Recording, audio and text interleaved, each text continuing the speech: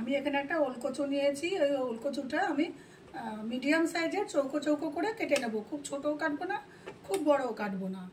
আমি এভাবে কেটে নিয়েছি। আপনারা ইচ্ছা করলে একটু বড়ও কাটতে পারেন, কিন্তু এর থেকে ছোট কাটলে একদম গলে যাবে। আমি একটা পাত্রে জল নিয়েছি, দিয়ে দিচ্ছি এই পরিমাণে লবণ, আর দিয়ে দিলাম এই ওলগুলোকে সেদ্ধ করতে।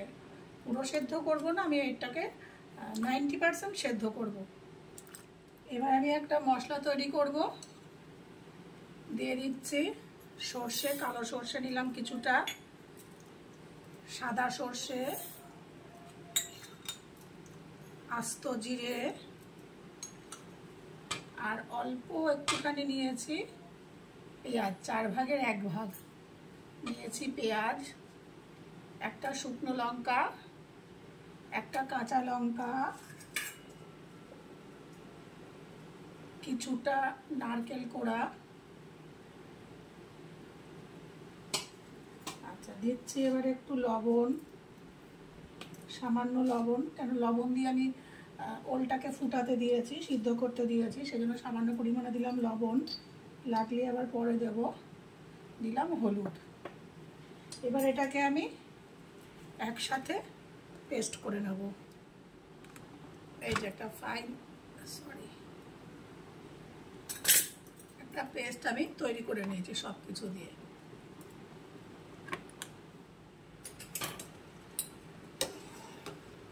মোটামুটি 90% সেদ্ধ হয়ে গেছে। এবার এটাকে আমি জল ঝরিয়ে ঠান্ডা করে নেবো একটু।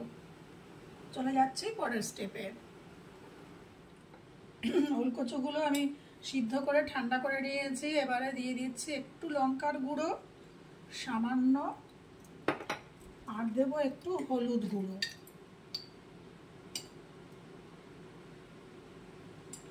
দিয়ে এটাকে ভালো করে মাখিয়ে নেব।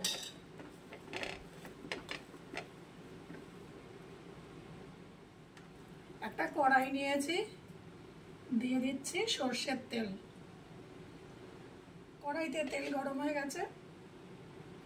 এবারে হলুদ আর লঙ্কা দিয়ে মেখে রাখা ওলগুলো আমি একটু ভেজে নেব।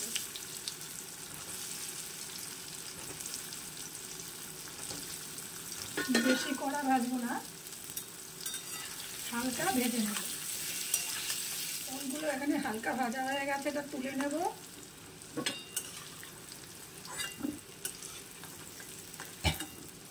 এখানে কিছুটা তেল আমার বেশি হয়েছে, তেলটা আমি তুলে রাখবো। এতটা তেল আমি ব্যবহার করব না। এবারে এই তেলের মধ্যেই আমি ফোড়ন দেব। আস্ত জিরে, আর দেব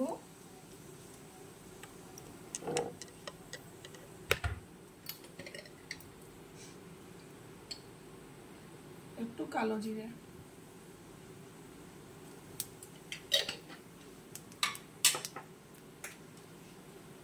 এবার এর মধ্যে দিয়ে দেব আমার বেটে রাখা মশলাটা।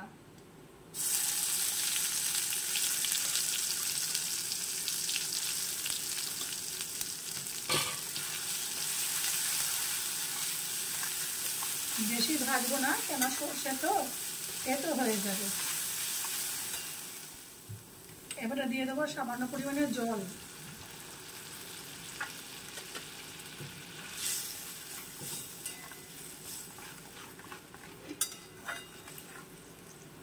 দিয়ে দেবো ভেজে রাখা ওল। এখানে কিন্তু আর লবণ দেবো না, কেন মশলাতেও আমি লবণ দিয়েছি। ওলটা যখন আমি সেদ্ধ করেছি তখনও লবণ দিয়েছি। রান্নার শেষে যদি দরকার হয় তাহলেই আমি লবণ দেব, না হলে লবণ দেব না। দিয়ে দেবো আর একটু পরিমাণে জল, ব্যাস। এবার এটা মিনিট খানেক আমি ফুটতে দেব। এখানে মোটামুটি তৈরি হয়ে গেছে আমার রান্না। এবার নামাবার আগে দিয়ে দেবো একটু চিনি।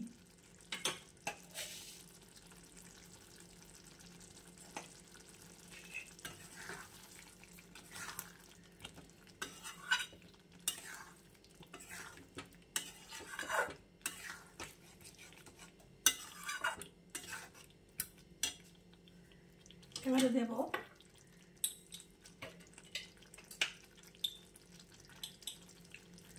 একটু গরম মশলা,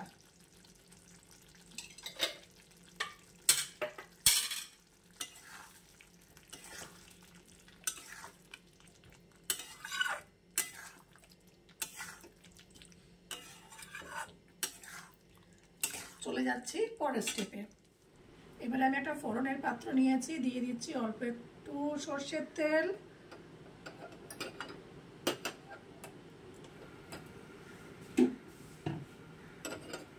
তেলটা একটু গরম হবে,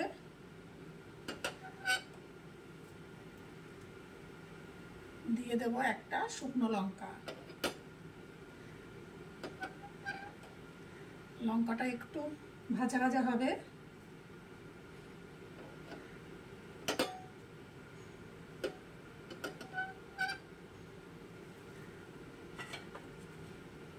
আচ্ছা এবারে দিয়ে দেব, আমি এখানে 3টে কলি রসুনের কোয়া নিয়েছি, মানে 3টে কলি মানে 3টে রসুনের কোয়া কুচি করে নিয়েছি, দিয়ে দিচ্ছি রসুনের কোয়া।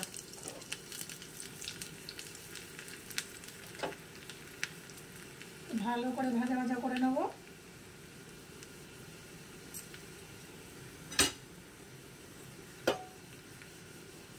কিন্তু দেখতে হবে পুড়ে না যায়, লাল লাল করে জাস্ট একটু ভাজা হবে, ব্যাস এই যে লাল রঙ এসে গেছে। এবারে নিয়ে আসলাম কড়াইটা, দিয়ে দেব এই ফোড়নটা এর মধ্যে, দিয়ে ভালো করে নাড়িয়ে রেখে দেব। তৈরি আমার মশলা ওল।